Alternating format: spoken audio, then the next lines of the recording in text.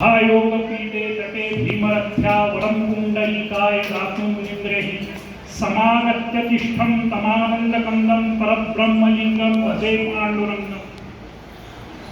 आपल्या पंढरीचं आराध्य दैवत श्री विठ्ठल रुक्मिणी याच्या चरणी नतमस्तक होऊन मी माझे 2 शब्द सुरू करतो. आपण सगळेजण या ठिकाणी जमलेलो आहोत तो एक वेगळा आनंदाचा सोहळा. हे तुमच्या जीवनामधील सगळ्यात पहिली घटना आहे जेणेकरून तुमचं बाल्य, तुमची बालिका तुमच्यापासून एका वेगळ्या शैक्षणिक सांस्कृतिक वातावरणामध्ये तुमच्यापासून थोडीशी दूर म्हणजे शाळेमध्ये म्हणजे शिशुविहारमध्ये येणार. आणि हा काही प्रवास हा साधा सोपा नसतो.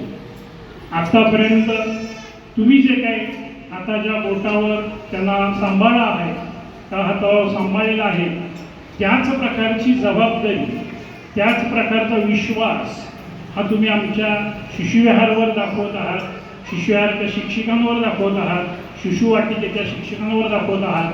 ही सगळ्यात मोठी आमच्या दृष्टिकोनातून जमेची गोष्ट आहे. आपण ज्यांच्यामुळं या ठिकाणी जमलेलो आहोत त्या आमच्या आद्य संस्थापिका, आदर्श शिक्षण मंडळीच्या संस्थापिका संचालिका, ज्यांच्यामुळं शिशुविहार सुरू झालं, ज्यांच्यामुळं शाळा नावारूपास आली, त्या आमच्या आदरणीय मोठ्याबाई त्यांच्या विनम्र स्मृतीस मी अभिवादन करतो. जिच्यामुळं मी इथं उभा आहे त्या माझ्या आईला देखील मला इथं यावं वाटतं, कारण का तिच्या ठिकाणी मी आहे. तिच्या एवढं चांगलं सुंदर काम मी करण्याचा प्रयत्न करतो. त्या आमच्या आई सौ प्रतिभाताई कुलकर्णी नमाबाई यांच्या वतीनं मी या ठिकाणी. या सगळ्यांचे शुभाशीर्वाद हे तुमच्या पाठीशी आहे. हे कार्यक्रम आपण घडवून आणत असताना, आपण इथंपर्यंत येत असताना तुम्हाला वेगवेगळ्या प्रकारच्या गोष्टी, वेगवेगळ्या प्रकारच्या घटना, वेगवेगळ्या प्रकारची माहिती ही आरामशीर मिळाली. सध्याचं जे युग आहे जनरेशन झड म्हटलं जातं आणि त्याच्यामध्ये माहितीचं युग आहे असं म्हटलं जातं. या माहितीच्या युगामध्ये मुलं मोठी करत असताना आपल्यासमोर थोडंसं आव्हान आहे. कारण का आपल्या प्रत्येकाच्या घरात आणि खिशात एक राक्षस घुसलेला आहे, त्याचं नाव आहे मोबाईल. आणि मुलंही अनुकरणामधून शिकत असतात. त्यामुळं आपलं घरातील वातावरण, आपलं अनुकरण, आपलं बोलणं, आपलं चालणं या सगळ्या गोष्टींकडं लहान मुलं बारकाईने निरीक्षण करून असतात, लक्ष ठेवून असतात. त्यासाठी आपली जबाबदारी वाढते. जोपर्यंत त्याचं वय कळतं होत नाही, तो जोपर्यंत प्राथमिककडं माध्यमिककडं जात नाही, तोपर्यंत आपण त्याच्यासमोर वागताना, त्याच्यासमोर बोलताना सगळ्या गोष्टी ह्या एकदम ऑथेंटिक असल्या पाहिजेत, एकदम सुसंस्कृत असल्या पाहिजेत. कारण का याच्यासाठी एक गोष्ट सांगितली जाते, मुलं कशा पद्धतीनं आपल्या आईचं अनुकरण करतात. याच्यासाठी तुम्हाला सगळ्यांना न्यूटन माहीत असेल.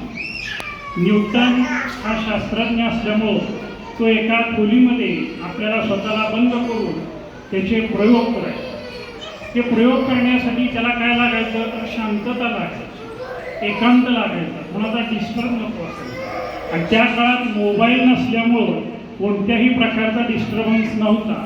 त्यामुळं तो एका खोलीमध्ये त्याचे प्रयोग हे शांतपणे करत बसायचे. पण त्याला एक आवड होती. ही आवड म्हणजे त्याची मांजराची आवड. त्याने एक मांजरी पाळली आणि ती मांजरी मात्र त्याला आलेली गेलेली चालायची त्या खोलीवर. मग काय होतं तर त्यांनी त्या मांजरीसाठी एक मोठा हे करून ठेवलेलं असतं, सारखं दार उघडायला नको आणि बंद करायचं. त्याचं त्यांना मांजरसारखं आत बाहेर करत असतं, एका ठिकाणी बसत नाही. बसावं जावं म्हणजे आपल्याला त्रास होणार. पण त्याच्यावर त्याचं विशेष पेट असल्यासारखं पाळीव प्राणी असतं.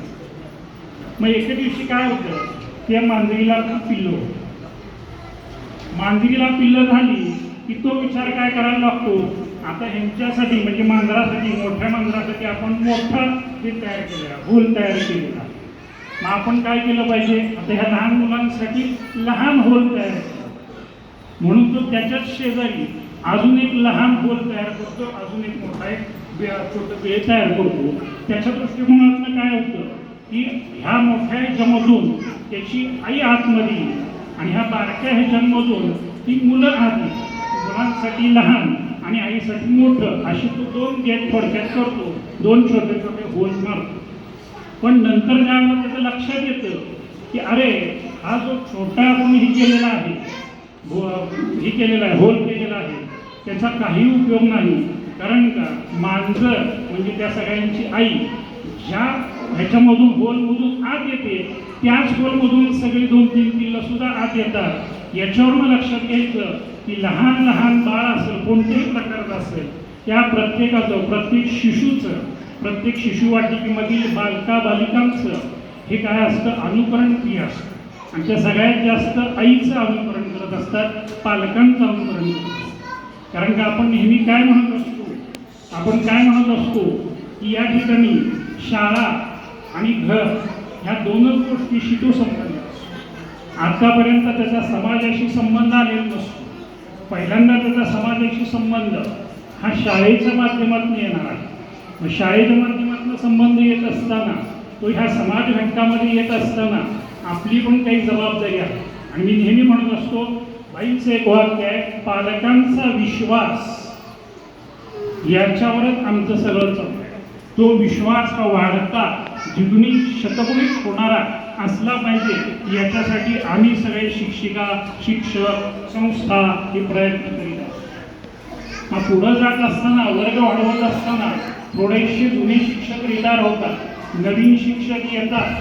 मग याच्यामुळं काय होतं तर old is gold not, but new is always diamond. ते डायमंड. आणि तुम्हाला सगळ्यांना माहिती इंग्लिशचा कोड, गोल्ड काय, नुसता डायमंड आपण मिळवू शकत नाही, त्याला आपल्याला कुठल्या तरी सोन्याच्या अंगठीमध्ये त्या कोंदणात बसवावं लागतं. म्हणून एक म्हण आहे तिथं की गोल्ड डायमंड, ज्या माध्यमातून आपले जे जुने शिक्षक आहेत या नवीन शिक्षकांना चांगल्या पद्धतीनं आपल्या धाकट्या बहीण भावंडांप्रमाणे, बहिणींप्रमाणे सांभाळून घेतील, त्यांना त्या प्रकारचं ट्रेनिंग देतील. म्हणून जुन्या शिक्षकांना माझं आव्हान आहे की जास्तीत जास्त प्रकारात नवीन शिक्षकांना सहकार्य करावं.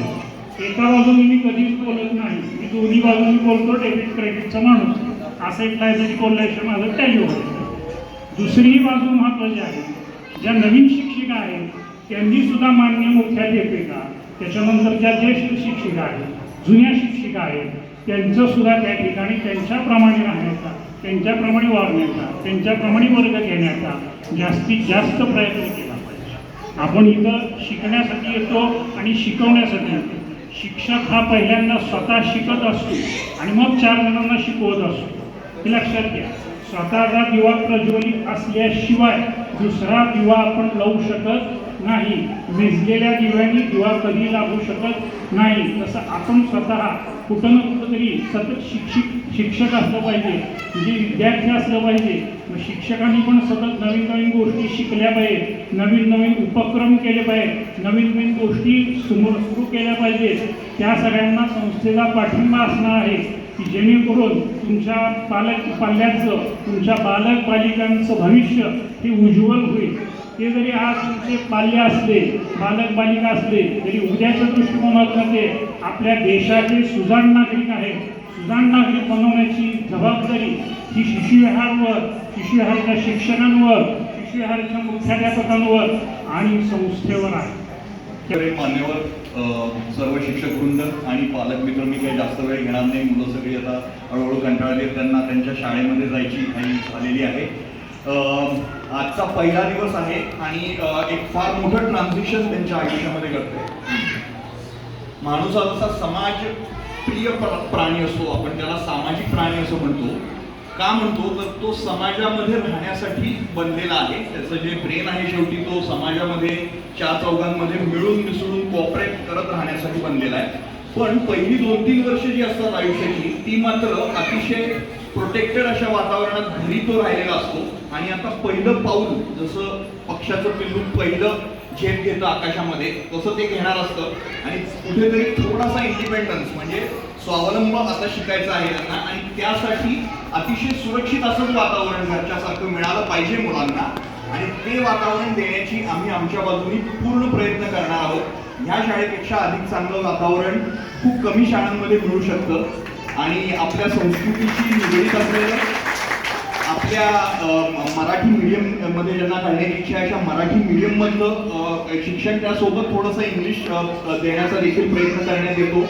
अशी शाळा अतिशय योग्य प्रेमळ असं वातावरण मिळणं गरजेचं असतं. अति कडक खूप सारं शिकवलेलं याची काहीही गरज नसते. ह्या वर्षी तरी यावर्षी मुलांना फक्त घरापासून वेगळं राहणं आणि प्रोटेक्टेड आनंदी प्रेमळ वातावरण मिळणं हे आपलं उद्दिष्ट आहे. ते आपण साध्य करू.